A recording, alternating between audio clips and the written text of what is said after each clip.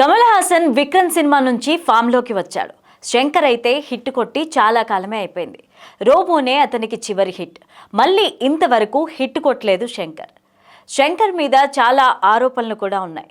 ట్రెండ్కి తగ్గట్టుగా సినిమాలు తీయలేకపోతున్నాడు అని, అవుట్డేటెడ్ అన్న విమర్శలు కూడా చాలానే ఎదుర్కొన్నాడు. అయితే ఇప్పుడు భారతీయుడు 2 మూవీతో మన ముందుకు వచ్చారు. ఈ ట్రైలర్ పాటలు అన్నీ కూడా ఇంపాక్ట్ ని క్రియేట్ చేయలేకపోయాయి. ఈ చిత్రం నేడు అంటే జూలై 12న థియేటర్లోకి వచ్చింది. ఫస్ట్ హాఫ్ అయితే బిలో యావరేజ్ గా ఉందని, ఈ తరానికి తగ్గట్టుగా అనిపించలేదని, అవుట్డేటెడ్ గా కనిపించిందని అంటున్నారు. అయితే కొన్ని సీన్లలో ఆ మేకప్ కూడా తేలిపోయిందని అంటున్నారు ప్రేక్షకులు.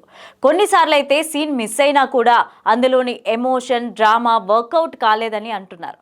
అయితే కమల్, సిద్ధార్థ బాగానే నటించారని చెబుతున్నారు ప్రేక్షకులు. శంకర్ గారు తన ఆస్థాన రచయిత అయిన సుజాత గారిని మిస్ అవుతున్నారేమో. ఆయన కాలం చేశాక గట్టిగానే దెబ్బ పడింది అని నెటిజన్లు చెప్పుకొస్తున్నారు. అయితే ఫస్ట్ హాఫ్ చాలా ఫ్లాట్ గా ఉందని, విజువల్ గ్రాండియర్, అనిరుద్ ఆర్ఆర్ బాగానే ఉందని చెప్తున్నారు.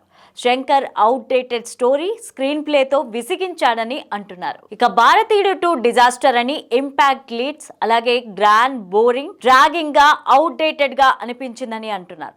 సిద్ధార్థ్, కమల్ హాసన్లకు తక్కువ స్క్రీన్ టైం దొరికిందని, శంకర్ అవుట్డేటెడ్ అని అంటున్నారంతా. అయితే మూవీ ఎత్తుకోవడం బాగానే ఉంది, కానీ ముందుకు సాగుతున్న కొద్దీ కూడా ఏం జరుగుతుందో ఊహించుకునేలాగా ఉంది అని, ఊహకందేలాగా సాగుతూ బోరింగ్ గా అనిపిస్తుందని అన్నారంతా. నో గ్రిప్పింగ్, నో ఎంటర్టైనింగ్ అని చెప్పుకొస్తున్నారు. ఫస్ట్ హాఫ్ ఇలా ఉందంటే సెకండ్ హాఫ్ ఎంతో బాగుండాల్సి ఉంటుంది.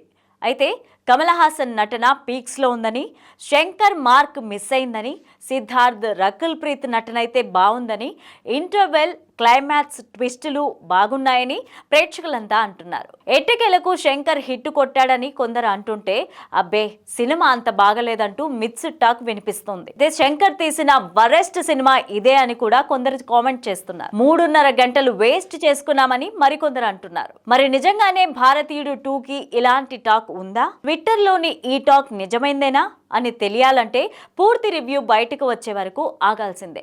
అసలే ఈ సినిమాను లైకా సంస్థ, రెడ్ జాయింట్ సంస్థ కలిసి భారీ ఎత్తున నిర్మించింది. కమల్ హాసన్, సిద్ధార్థ్, బాబీ సింహ, ఎస్జే సూర్య, రకుల్ ప్రీత్ సింగ్, అలాగే ప్రియా భవానీ ఇలాంటి వారంతా కూడా నటించారు. ఇలాంటి చిత్రానికి ఇంత నెగిటివ్ టాక్ వస్తుందంటే గట్టిగా నష్టాల్ని తెచ్చిపెట్టిందనే అనుకోవాలి.